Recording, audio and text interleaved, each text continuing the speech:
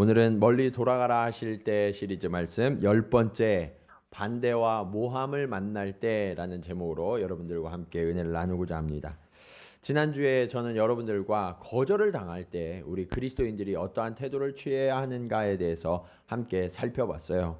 근데 오늘은 그 거절보다 조금 더 거센 반대 또는 그거보다 더 나아가서 억울한 모함을 당할 때 우리 그리스도인들은 어떻게 살아가야 하는지를 말씀을 통해서 함께 살펴보려고 합니다.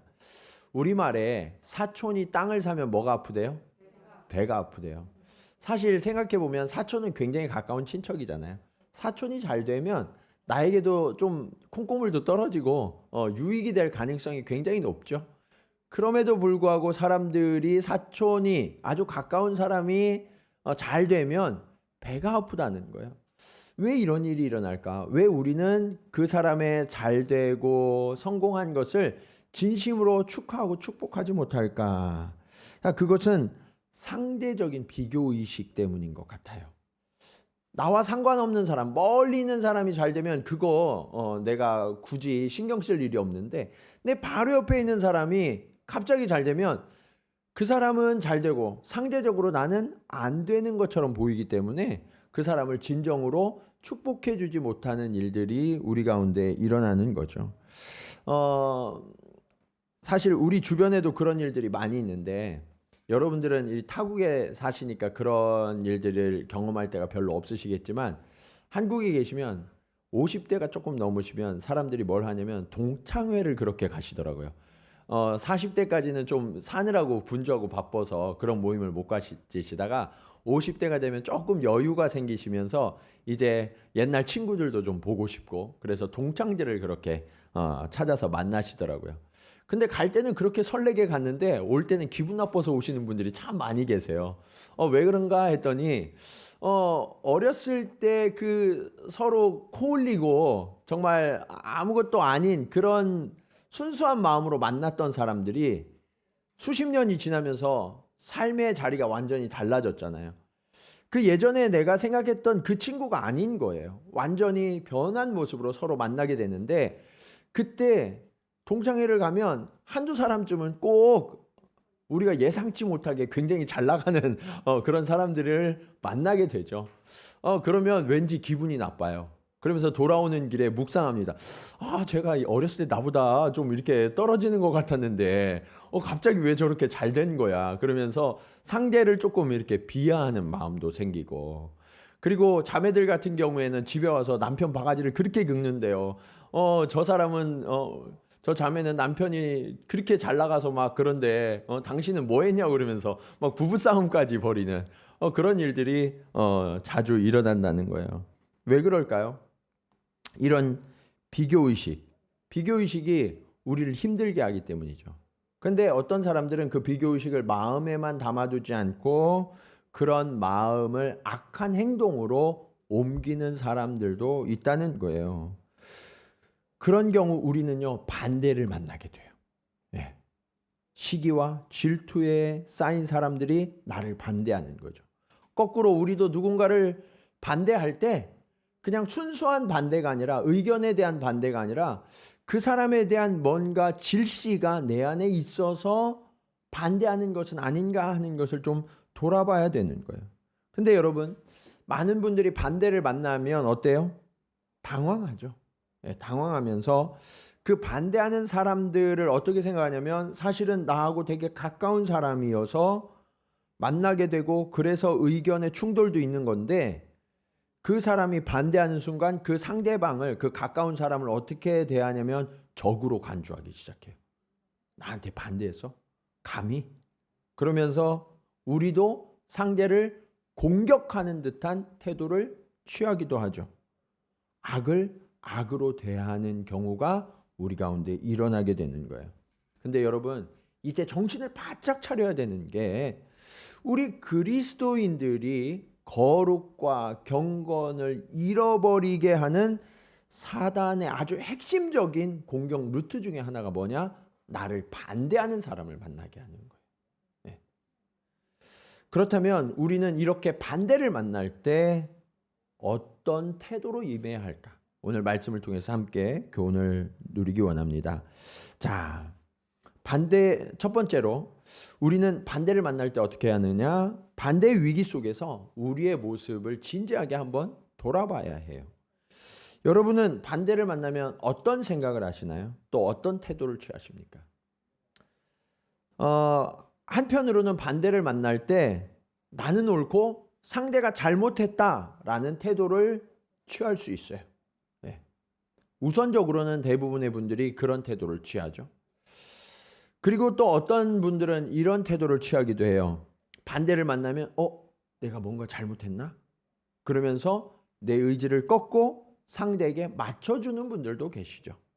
그런데 그것은 둘 다 옳은 방법은 아닌 것 같아요. 그러면 오늘 본문의 주인공인 다니엘은 어떻게 했는가? 다니엘은요, 명백하게 적들이 반대를 위한 반대를 하고 있고요. 심지어는 억울한 모함을 하고 있는 반대를 만나고 있어요. 자, 그러면 먼저 이 다니엘이 반대를 만나게 된 이유를 우리 한번 살펴보기로 해요. 자, 3절 말씀을 보시면 다니엘은 마음이 민첩하여 총리들과 고관들 위에 뛰어남으로 왕이 그를 세워 전국을 다스리게 하고자 한지라. 오늘 말씀해 보시면 총리가 원래 3명이거든요. 총리가 3명인데 그 중에서도 다니엘을 으뜸인 총리로 세워서 전국을 다스리는 자리에 왕이 세운 거예요.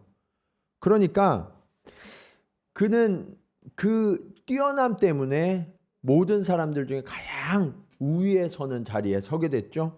그러면서 이제 반대를 만나게 됐는데 성경은요, 다니엘이 능력이 뛰어나서 총리가 되었다라는 표현도 하고 있지만 그 이유보다 앞서서 한 가지 이유를 주목하고 있는데 그게 뭐냐면 마음이 민첩했다라고 이야기해요. 한국말로 민첩하다라는 것은 무엇을 의미하나요? 빠르다라는 거잖아요. 마음이 어떻게 빠를까요? 그래서 이 구절을 그냥 한국어 성경으로만 읽으면 이해가 잘 안 돼요. 원어의 뜻을 우리가 정확하게 살펴볼 필요가 있어서 원어를 보니까 그 뜻이 이래요. 그의 안에 탁월한 영혼이 있었다. 마음이 민첩했다는 게요, 그의 안에 탁월한 영혼이 있었다는 뜻이래요. 그러면 탁월한 영혼은 어떤 영혼을 이야기하는 걸까요? 하나님의 영이죠. 하나님의 영. 그러니까 다니엘이 총리가 될 수 있었던 것은요, 그의 능력이 뛰어나서도 있지만 그것보다 우선적으로 하나님의 영이 그의 안에 함께하고 계셨기 때문이다라고 성경은 아주 명확하게 말씀하고 계신 거예요. 자, 다니엘의 상황을 우리가 한번 좀 살펴보면요, 다니엘은요 지금 메대 제국의 총리가 된 거거든요. 그런데 메대 제국의 앞선 나라가 어디냐면 바벨론이에요. 바벨론의 10대 때 포로로 끌려온 사람이거든요. 그래서 지금 이 바벨론의 총리였던 사람이요, 그 바벨론을 멸망시킨 메대 제국의 총리가 되고 있는 거예요. 여러분, 이런 일이 일어날 수가 있어요? 그런 일은 일어날 수가 없는 일이에요. 역사상 이거 아주 드문 사례예요. 게다가 이 다니엘의 나이가 몇 살이냐면 지금 80살이 넘었어요. 예. 굉장히 나이 많은 사람이 지금 총리로 될 수 있었던 거죠. 그런 이유가 무엇이냐? 하나님이 함께 하셨기 때문이다 라고 성경은 말씀하고 있는 거예요. 사실 인간적으로 생각해 보면요, 다니엘과 같이 이전 제국에 뛰어난 그 신하들, 그런 사람들은요, 다음 제국이 정복했을 때 가장 먼저 처단해야 될 블랙리스트 1번이죠. 예. 이 사람들을 처단하지 않고는 우리나라가 견고히 설 수 없다. 이 사람을 중심으로 그 나라가 다시 부흥할 수 있기 때문에 그런 사람들을 없애자 하는 것이 일반적인 상식이에요. 자, 그럼에도 불구하고 그 다음 제국에서 총리가 될 수 있었다? 이것은요, 인간적인 것으로는 도저히 설명이 되지 않는 일이죠. 그러면 어떻게 그가 총리가 될 수 있었는가? 능력만으로는 안 되고 하나님이 그와 함께 하셨기 때문이다라는 거죠. 그렇지 않고는 이 일이 설명될 수 없어요. 자, 그런데 지난주까지 우리가 다윗을 살펴봤잖아요. 다윗은요, 그가 군대 지휘관이 됐어요. 그러니까 옆에 있는 신하들과 이스라엘 백성들이 다 그것을 합당히 여겼다라고 말씀했잖아요. 근데 오늘 다니엘이 가장 높은 총리가 되니까 사람들이 어때요? 합당히 여겼어요? 그러지 않았어요. 한 사람도 합당히 여긴 사람이 없어요. 왕만 그것을 좋아했던 거죠. 다른 모든 총리들 그리고 고관들이 모두 못마땅하게 여겼고 반대했다라고 말씀하고 있어요. 그리고 그들은요, 거기에서 멈추지 않았어요. 어떻게 해서든 이 다니엘을 그 자리에서 끌어내기 위해서 그의 허물을 찾고 또 찾았습니다. 자, 그래서 어떻게 됐나요? 4절 말씀입니다. 이에 총리들과 고관들이 국사에 대하여 다니엘을 고발할 근거를 찾고자 하였으나 아무 근거, 아무 허물도 찾지 못하였으니 그가 충성되어 아무 그릇됨도 없고 아무 허물도 없음이었더라.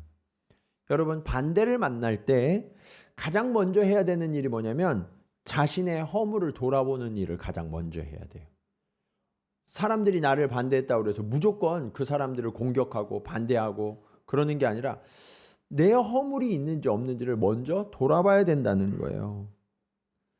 성경에도 보면 내 눈 안에 뭐를 먼저 빼래요? 들보를 먼저 빼래요. 남의 눈에 티를 빼기 전에 내 눈 안에 들보를 먼저 빼래요. 내 허물을 먼저 돌아봐야 된다는 거예요. 자, 그런데 다니엘은 허물이 있었어요, 없었어요? 없었어요. 다니엘이 스스로 돌아볼 때 그랬다는 게 아니라 대적들이요, 아무리 찾고 또 찾아도 온 국가적으로 이 총리들, 고관들, 모든 법관들이 함께 모여서 다 찾았거든요. 그래도 찾을 수 없었다라는 거예요. 네. 여러분, 다니엘이 얼마나 순전하고 얼마나 대단한 사람인지를 알 수 있는 장면이죠. 네. 자, 다니엘의 뛰어난 사실이 또 하나 있어요. 그건 뭐냐면 지금 다니엘은요, 자신의 대적들이 자신을 모함하기 위해서 어떤 일을 벌이고 있는지를 다 알고 있었다는 거예요. 네. 자, 어떤 일이 있었느냐? 7절 말씀이요. 나라의 모든 총리와 지사와 총독과 법관과 관원이 의논하고 왕에게 한 법률을 세우며 한 금령을 정하실 것을 구하나이다. 왕이여, 그것은 이제부터 30일 동안에 누구든지 왕 외에 어떤 신에게나 사람에게 무엇을 구하면 사자굴에 던져 넣기로 한 것이니이다. 여러분, 지금 어떤 일이 벌어지고 있어요? 다니엘을 아무리 국사를 관련해서는 아무리 찾아도 허물을 찾을 수가 없으니까 그의 허물을 찾을 수 있는 유일한 것은 그의 신앙이다라는 게 결론이 내려진 거예요. 그러면서 이제 신앙적인 덫을 놓기 시작하는 거죠. 거기에 왕까지 끌어들여서. 예. 그런데 다니엘이 이 일을 알았을까요? 몰랐을까요? 알았어요. 그리고 그 일이 자신에게 어떤 결과를 가져올지도 똑똑히 예측하고 있었을 거예요. 자, 그럼에도 불구하고 그는 하나님을 섬기는 일에 타협했어요, 안 했어요? 타협하지 않았어요. 이게 다니엘의 굉장히 위대한 신앙이라는 거예요. 예. 10절 말씀 볼까요? 다니엘이 이 조서에 왕의 도장이 찍힌 것을 알고도 자기 집에 돌아가서는 윗방에 올라가 예루살렘으로 향한 창문을 열고 전에 하던 대로 하루 3번씩 무릎을 꿇고 기도하며 그의 하나님께 어떻게 하였더라? 감사했다라고 말씀하고 있어요. 여러분, 어떻게 이런 일이 일어날 수 있어요? 지금 자신은요, 완벽한 덫에 걸린 거예요. 네. 그런데도 그는 하나님 앞에 기도하면서 하나님 살려주세요 이렇게 한 게 아니라 감사했다라고 지금 성경이 기록하고 있잖아요. 다니엘은요, 평소에처럼 하루에 3번씩 성전을 향해 창문을 열고 기도하는 일을 멈추지 않고 지속했어요. 네. 여러분, 우리 같으면 어떨까요? 우리 같으면 대적이 파놓은 함정을 알게 된다면 그 함정에 걸리지 않기 위해서 아마 한 그래 30일 정도는 우리가 좀 참고 그 다음에 하나님 앞에 더블로 예배하면 되지. 그러면서 다른 방법을 강구했을 것 같지 않으세요? 내가 지금 저기 파놓은 함정인 줄 뻔히 알면서도 그곳에 빠져서 허무하게 죽으면 하나님께도 이게 덕이 안 될 거야. 그러니까 이렇게 죽는 게 아니라 우선은 함정을 피한 뒤에 계속해서 하나님 앞에 기도드리고 예배드리는 것이, 그래서 하나님 앞에 영광을 내 삶을 통해서 나타내는 게 더 현명한 게 아닐까라고 생각할 수 있었죠. 많은 분들이 그렇게 생각할 거예요. 그래서 우리는요, 믿음인지 뻔히 알면서, 이게 믿음의 방향인지 뻔히 알면서 사회생활을 하려면 어쩔 수 없다라고 조금씩 타협하는 일들이 우리 안에 벌어지고 있잖아요. 믿음을 후퇴시키죠. 그런데요, 다니엘은요, 그 모든 것이 핑계이고 변명에 불과하다는 사실을 잘 알고 있었어요. 우리 거꾸로 한번 생각해 보시자고요. 여러분, 하나님이 여러분을 지금까지 인도해 주시고 지켜주셨음을 믿으십니까? 자, 그러면 하나님이요, 수없이 여러분을 지켜주셨잖아요. 그렇죠? 저도 그렇고. 근데 지금 우리가 너무 절박한 상황에 처했어요. 지금 하나님이 도와주시지 않으면 죽을 수밖에 없어요. 완전히 망할 수밖에 없는 그런 절박한 상황이에요.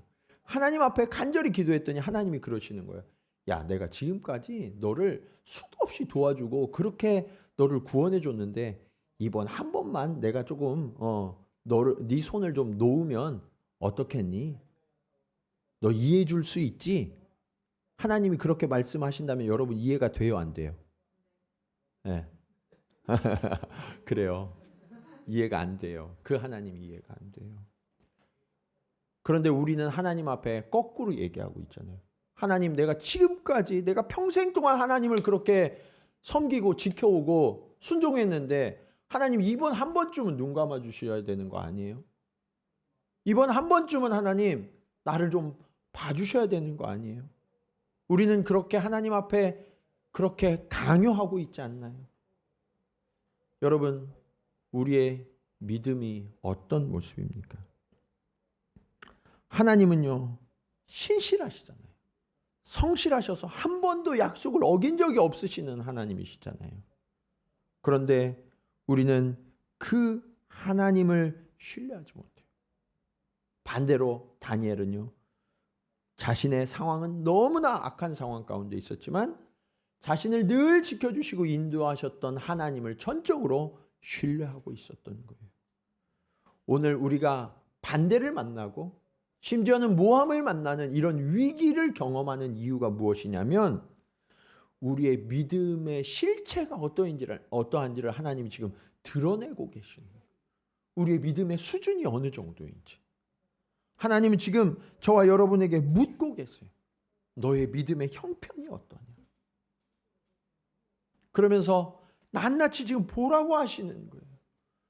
우리는 지금 코로나 앞에서 우리의 믿음이 어떠한 상태로 지금 드러나고 있습니까? 여러분, 이 하나님의 섭리 앞에서 믿음의 걸음을 결코 멈추거나 후퇴하지 않는 저와 여러분 되기를 주님의 이름으로 간절히 축원합니다. 자, 반대와 모함을 만날 때 성도의 태도는 어떠해야 합니까? 두 번째로, 모두가 나를 대적해도 하나님만 나의 편이면 안전하다는 사실을 확신해야 해요. 오늘 본문을 보시면 다니엘이 사자굴에 던져지는 것을 아무도 막지 못했어요. 심지어는요, 다니엘을 그렇게 신뢰하고 총리의 자리에 올렸던 다리오 왕조차도 대적들의 악한 계략에서 다니엘을 구했어요, 못 구했어요? 못 구했어요. 여러분, 제왕도 지키지 못한다는 거예요. 오히려 어떻게 했어요? 그 다리오 왕이요, 그를 사자굴에 던져놓도록 명령하고 있죠. 여러분, 다리오 왕은요, 거대한 제국을 다스리는 왕이었어요. 그의 명령이면 안 되는 일이 없었어요. 그런데 사자굴에 던져지는 이 다니엘을 위해서 그가 할 수 있는 유일한 일은 뭐였냐? 하나님의 구원을 기대하는 일밖에 없었어요. 16절 말씀 우리 같이 한번 읽겠습니다. 16절 말씀 시작.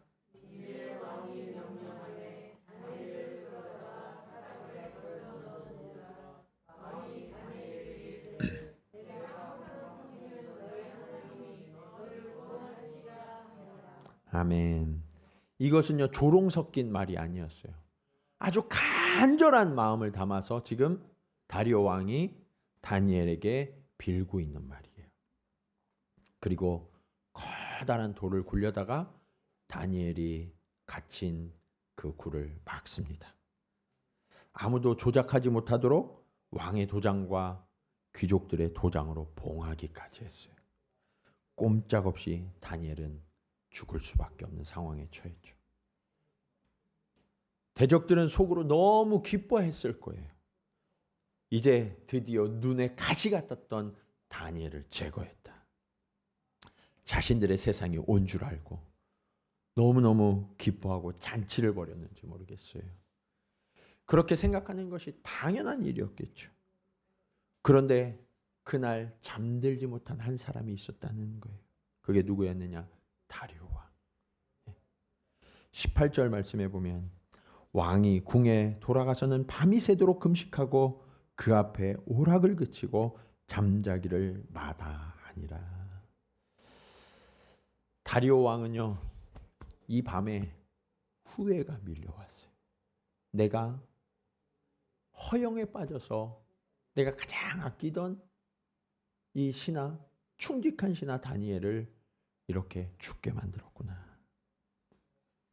밤이 새도록 금식하면서 그가 평소에 즐거워하던 모든 일들을 그치고 잠을 자지 못했습니다. 그리고 새벽이 되자 다리오 왕은 사자굴로 달려갑니다. 혹시나 하는 마음에 그 굴 앞에서 큰 소리로 다니엘을 불러 외칩니다. 20절 말씀입니다. 다니엘이 든 굴에 가까이 이르러 슬피 소리질러 다니엘에게 묻되 살아계시는 하나님의 종 다니엘아, 내가 항상 섬기는 내 하나님이 사자들에게서 너를 능히 구원하였느냐. 여러분, 다니엘을 어떻게 부르고 있어요? 살아계시는 하나님의 종 다니엘아. 하나님이 살아계시지 않으면 안 된다는 거예요. 예. 나는 살아있어도 다니엘을 구할 수 없는데 이 하나님이 살아계셔야만 다니엘을 구할 수 있다는 것을 그는 고백하고 있는 거죠. 너무나 놀랍게 굴 속에서 다니엘의 힘찬 음성이 들려옵니다. 22절 말씀입니다. 나의 하나님이 이미 그의 천사를 보내어 사자들의 입을 봉하셨으므로 사자들이 나를 상해하지 못하였사오니 이는 나의 무죄함이 그 앞에 명백함이오며 또 왕이여 나는 왕에게도 해를 끼치지 아니하였나이다 하니라. 하나님은요 다니엘이 사자굴에 던져지기 전에 이미 천사를 보내어 놓으셨어요. 그리고 사자들의 입을 봉하셨어요. 그 밤새 다니엘을 안전하게 지키시고 품어 구원하셨죠. 그런 이후에 다니엘은 왕에게 자신의 무죄와 아무런 해를 끼치지 않았음을 고백합니다. 여기서 우리는 이상한 점을 발견해요. 다니엘이 사실은요 대적들 앞에서 사자굴에 던져지기 전에 자신의 억울함과 자신의 정당함을 밝혀야 되잖아요. 그래서 내가 아무런 잘못이 없음을 밝히면 사자굴에 던져지지 않을 수 있었는데 다니엘은 그렇게 하지 않았어요. 오히려 아무 말 없이 사자굴에 던져졌다가 그가 살아난 이후에야 비로소 자신의 정당함을 지금 이야기하고 있죠. 왜 그렇게 했을까요? 사실 그런 일이 일어나지 않았으니까 우리가 다 알 수 없어요. 그러나 한번 이 성경을 근거로 생각해 보면 결국은 이 대적들의 꿰매 빠져서 도장을 찍은 사람이 누구예요? 왕이죠. 왕. 다니엘이 자신의 허물 없음과 정당함을 밝히게 되면 누구의 잘못이 밝혀지는 거예요? 왕의 잘못이 밝혀지는. 여러분, 고대의 절대 군주의 책임과 허물을 묻는다는 것은요, 오히려 반역을 하는 행위와 같은 일이었어요. 훨씬 더 위험한 일이에요. 다니엘뿐만 아니라 다니엘의 온 가족이 죽임을 당할 수밖에 없는 위기를 자초하는 일이 되었을지도 몰라요. 하나님께서는요, 그 일을 막으신 거예요. 그리고 다니엘은 그 하나님을 신뢰했던 거죠. 그러면서 하나님의 일하심과 하나님의 때를 묵묵히 기다리는 거예요. 이것이 바로 성경이 말하는 그의 민첩함의 의미예요. 우리는요, 세상의 계산을 하는데 참 빨라요. 그러나 하나님의 뜻을 분별하는 일에는 민첩하지 못하죠. 우리 안에 하나님이 계신다고 하는데 우리는요, 어려움을 당하고 반대를 만나면 하나님의 뜻을 구하는 게 아니라 나의 유익, 나의 손해를 먼저 계산하는데 빠르다는 거예요. 여러분, 우리는요, 가끔 나를 반대하는 자들 때문에 길을 잃는 경우가 참 많아요. 그리고 나에게 억울하게 모함을 가하는 자들에게 나의 정당함을, 나의 옳음을 증명하는 일이 마땅하다고 생각하죠. 그런데 여러분, 한번 여러분의 삶을 돌이켜보세요. 자신의 억울함을 해명하고 나의 옳음을 사람들 앞에서 증명하기 위해서 노력하다 보면요, 나도 모르게 내가 어디에 주목하냐면 나를 대적하는 사람들의 말과 그의 행동, 일거수일투족에 주목하게 되죠.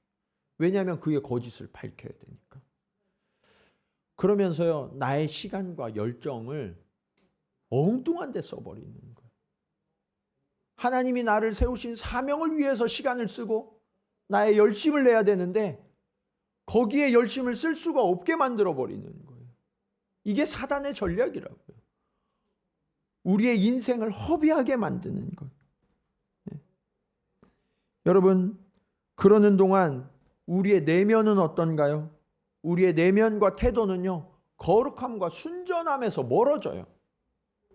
그리고 나를 대적하는 사람을 향한 원망과 분노가 내 안에서 자라나게 되죠. 하나님의 사람답지 못해요.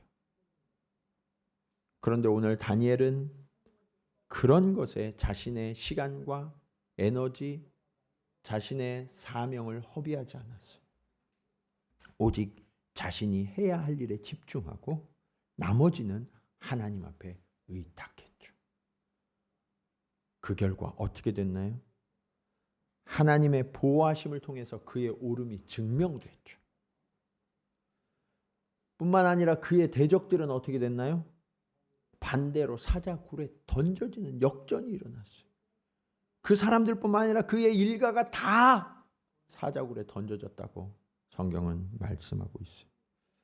심판은 누구로부터 오느냐?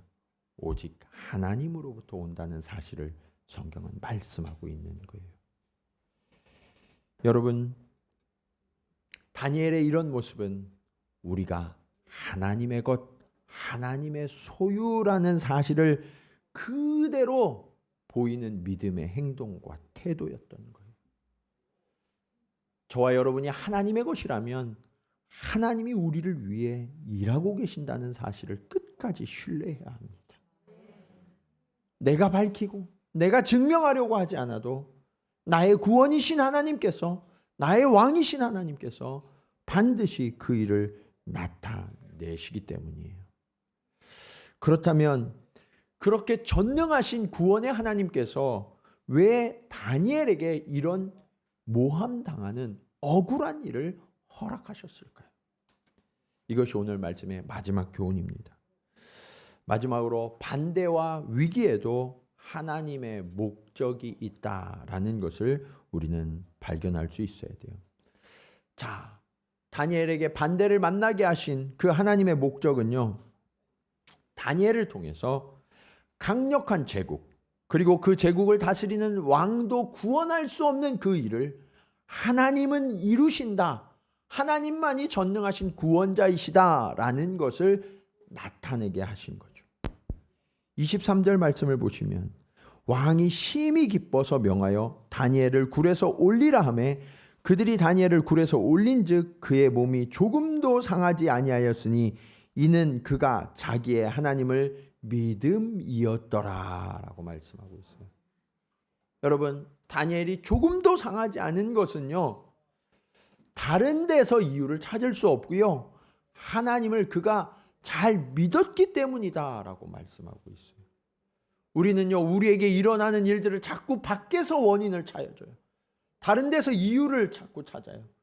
그러나 여러분, 믿음의 사람은 다른 데서 이유를 찾는 것이 아니라 우리의 믿음에서 이유를 찾아야 할 줄로 믿으시기 바랍니다. 믿음이 모든 것의 열쇠예요.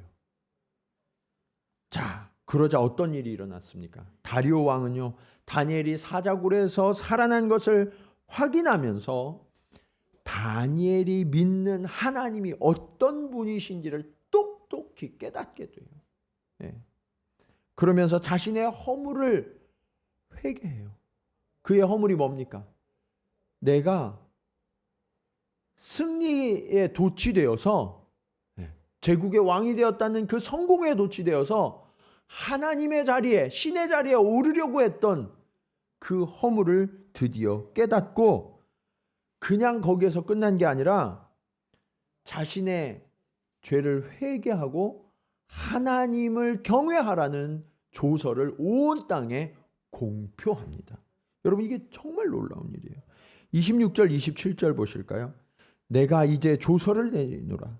내 나라 관할 아래에 있는 사람들은 다 다니엘의 하나님 앞에서 떨며 두려워할지니 그는 살아계시는 하나님이시요 영원히 변하지 않으실 이시요 그의 나라는 멸망하지 아니할 것이요 그의 권세는 무궁할 것이며 그는 구원도 하시며 건져내기도 하시며 하늘에서든지 땅에서든지 이적과 기설을 행하시는 이로써 다니엘을 구원하여 사자의 입에서 벗어나게 하셨음이라 하였더라. 여러분, 이게 얼마나 놀라운 고백입니까? 사실 절대 군주가 이런 말을 하는 것 자체가 대단한 일이죠. 그런데 그냥 말하는 데서 끝나지 않고 문서로 써서 온 땅에 공표하는 일은요, 있을 수가 없는 일이에요. 인류의 역사를 보면요, 고대 왕들은 모두가 자신은 하늘에서 택한 신의 아들이라고 생각을 했어요. 그래야 백성들이 그를 떠받들고 권위가 생기잖아요. 한국의 신화는 단군 신화잖아요. 단군 신화에 보면 그 단군이 어때요? 적자는 아니지만 서자 정도는 되잖아요. 그렇죠? 네. 중국의 왕들은 스스로를 뭐라고 불렀어요? 천자라고 불렀어요. 네. 일본은 왕을 뭐라고 부르나요? 천왕이라고 그러잖아요. 그렇죠? 네. 다 동일한 이유예요. 백성들로부터 권위를 얻고 존경을 얻으려고 하는 그러한 이름인 거죠. 자, 그런데 하나님이 다니엘을 구원하신 것을 생생하게 목격한 이 다리오 왕은요, 백성들 앞에서 자신을 스스로 신으로 내세운 잘못을 지금 인정하고 있는 거예요.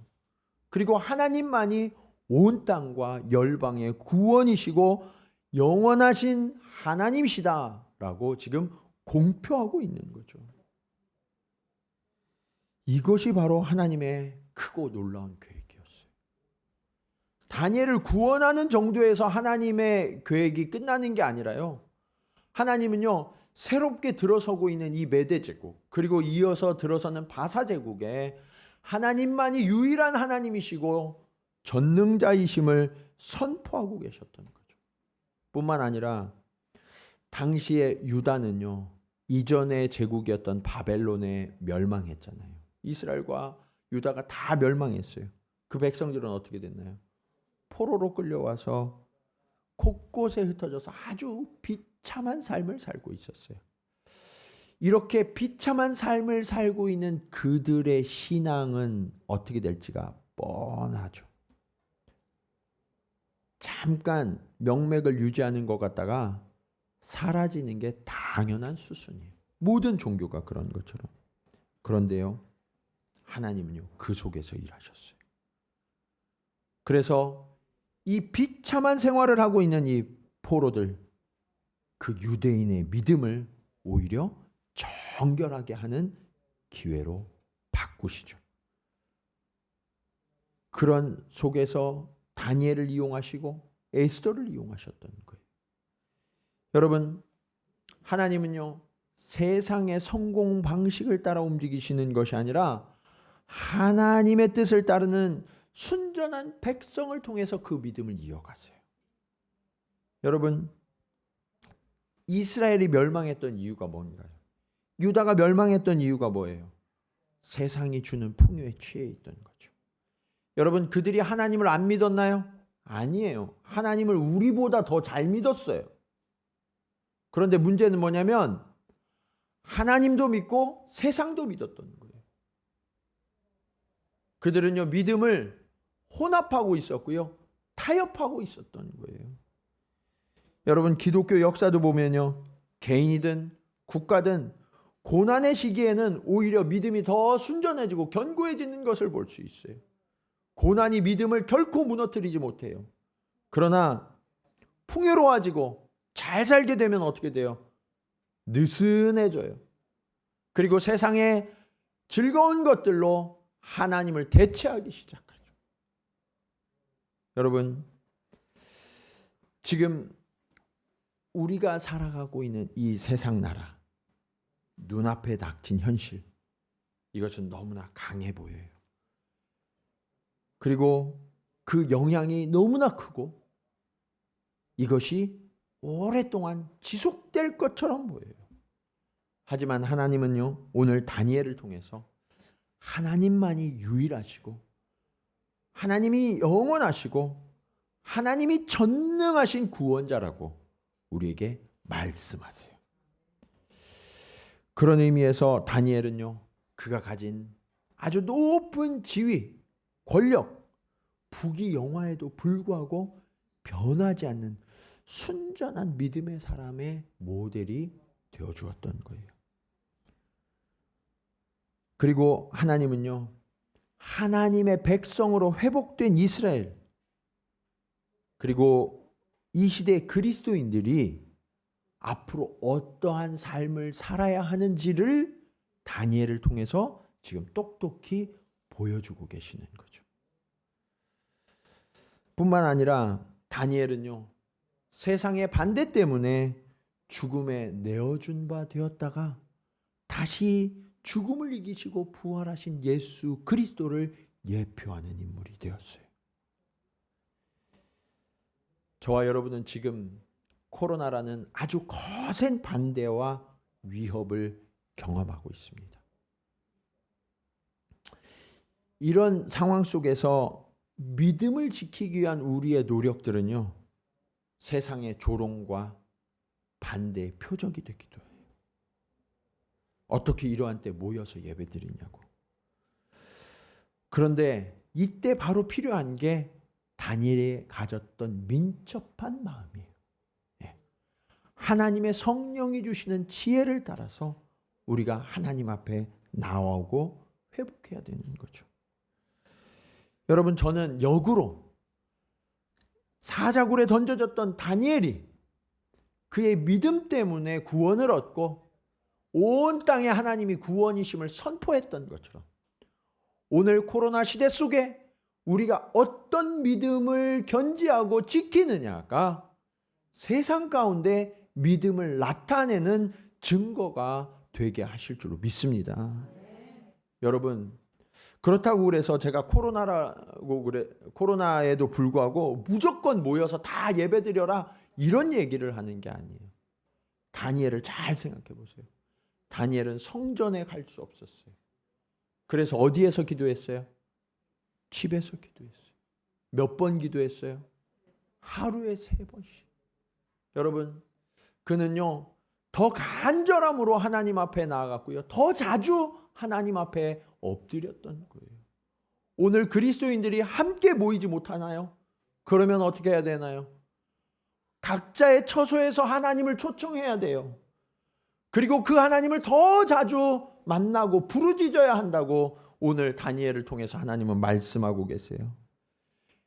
매일 하나님을 만나야 하는데 일주일에 한 번 그냥 하나님을 만나는 그 시간으로 족했던 우리의 형식적인 신앙을 벗어나서 언제 어디서든 우리를 만나주시고 우리를 구원하시는 그 하나님을 전적으로 신뢰하는지, 그리고 그 하나님이 없으면 안 된다고 매 순간 하나님을 초청하고 있는 이 시대의 다니엘이 되라고 하나님이 저와 여러분을 촉구하고 계심을 믿으시기 바랍니다. 여러분, 하나님은요 지금 우리가 겪는 위기를 통해서 우리의 신앙의 실체, 우리의 중심이 어떠한지를 지금 낱낱이 드러내 보이고 계시는 거예요. 오늘 이 시대의 상 속에서 저와 여러분의 믿음은 지금 어떤 상태입니까? 견고하게 순전하게 세워져 가고 있습니까? 아니면 적당히 타협하고 뒤로 물러서고 있습니까? 간절히 바라기는 오히려 우리가 서 있는 그 자리에서 날마다 하나님의 이름을 부르고 그 하나님 앞에 감사함으로 말미암아서 하나님이 이루실 믿음의 승리를 미리 당겨서 선포하고 그 하나님만이 나의 구원이시라고, 나의 전능자이시라고, 나의 능력이시라고 저와 여러분의 삶을 통하여서 날마다 증거하는 이 시대의 다니엘들이 되시기를 주님의 이름으로 간절히 축원합니다. 우리 이 시간 말씀을 기억하시면서 함께 기도하면서 우리 찬양하기 원합니다. 하나님 아버지, 그렇습니다. 우리도 반대 앞에서 우리의 모습을 깨닫습니다.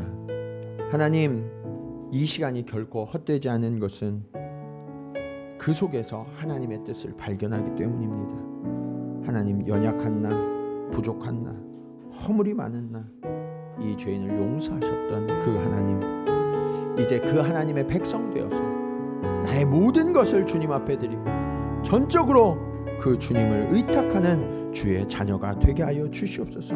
우리 그런 고백으로 함께 찬양하도록 하겠습니다. 주께서 주신 모든 시간 헛된 것 없네. 그 어느 것도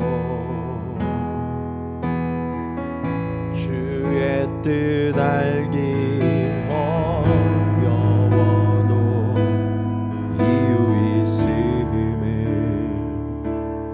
알기 원해.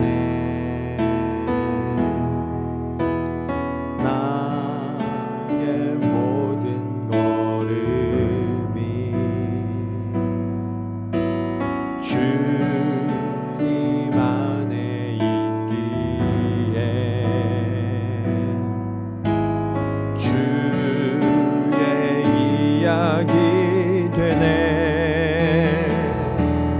내 안에 한계를 넘어 일하시는 주, 크신 주의 은혜 내 삶을 이끄시네. 인생의 처음과 끝을 주관하시니 모든 삶 주님께 맡기네. 내 안에 한계를 넘어, 내 안에 한계를 넘어 일하시는 주, 크신 주의 은혜 내 삶을 이끄시네. 인생의 처음과 끝을 주관하시니 모든 삶 주님께 맡기네. 맡기네. 모든 삶 주님께 맡기네. 모든 삶 주님께 맡기네.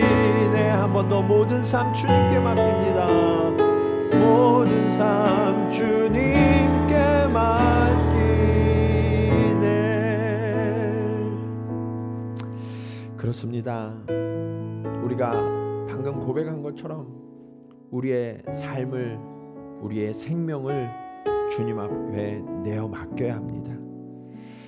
오늘 반대를 만나면서, 오늘 위기를 만나면서 우리의 믿음의 실체를 들여다보니 하나님, 우리는 참 허물이 많은 죄인입니다. 하나님, 다니엘은 아무 허물도 찾을 수 없었다고 이야기했는데 하나님, 나는 허물투성이이고 실수투성이인 죄인임을 주님 깨닫습니다.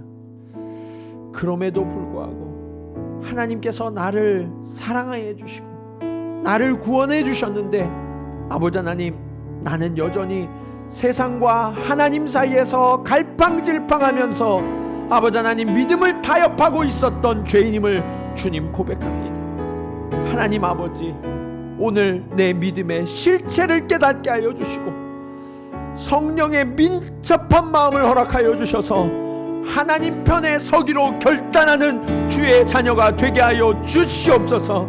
아버지 하나님, 나를 향한 이 반대, 나를 향한 모함 속에서 아버지 하나님, 이제는 나는 어떠한 상황 속에서도 오직 여호와 하나님 한 분만을 택하겠다고 그렇게 결단하는 종이 되게 하여 주셔서 아버지 하나님, 하나님만이 나의 구원이시오 나의 능력이시며 나의 영원한 피난처이심을 전적으로 고백하며 그 하나님과 동행하기로 결단하는 주의 자녀들 되게 하여 주시옵소서.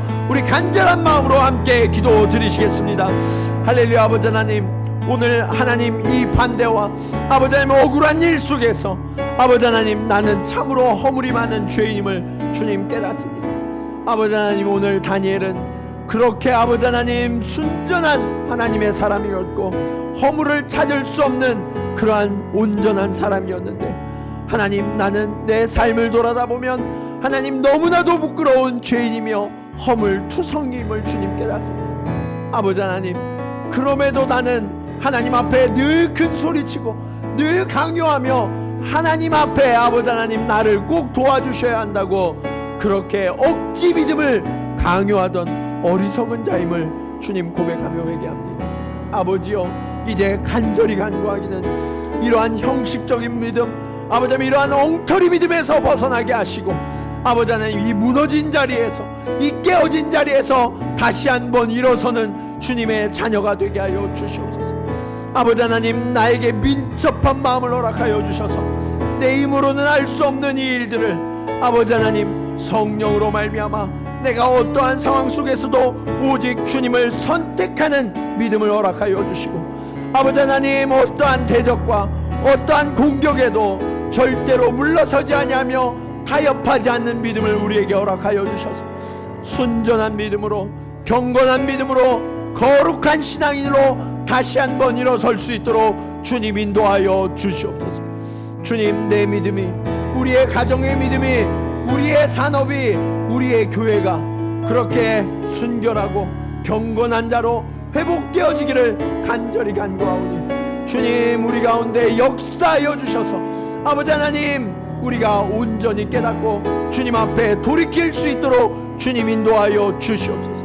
내 힘으로는 아무것도 할 수 없사오나 아버지 하나님, 대적으로 인하여 아버지 하나님 내가 변명하고 아버지 하나님 나를 증명하기 위하여 인생을 허비했던 그러한 걸음을 멈추게 하시고 심판자 되신 하나님 앞에 나의 모든 것을 내어 맡기고 아버지 하나님, 하나님이 맡기신 그 고귀한 직분, 그 사명을 끝까지 감당하여서 하나님이 이루시는 온전한 승리를 마침내 맛보고 아버지 하나님, 그렇게 하나님 앞에 영광을 돌려드리는 이 시대 다니엘들이 다 될 수 있도록 주님 인도하여 주시옵소서.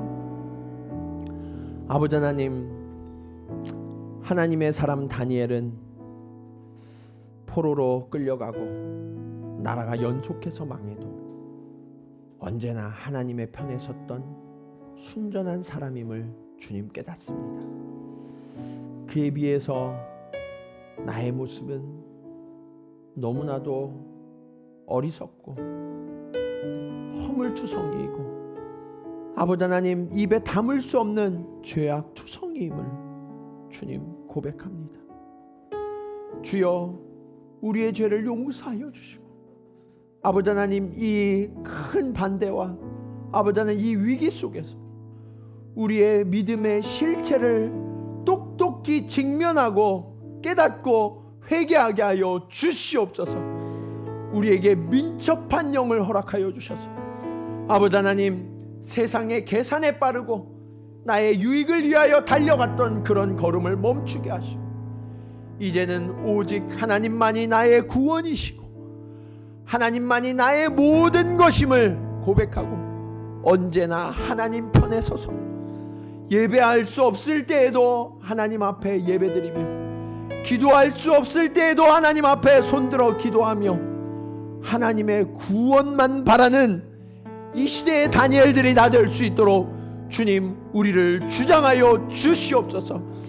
그래서 주님 이 무너져가는 이 믿음의 세대 속에서 다시 한번 순전한 믿음으로 일어나 하나님의 위대하심과 하나님의 영광을 나의 믿음을 통하여 증명하는 하나님의 사람들이 다 될 수 있도록 주여 우리와 동행하여 주시옵소서.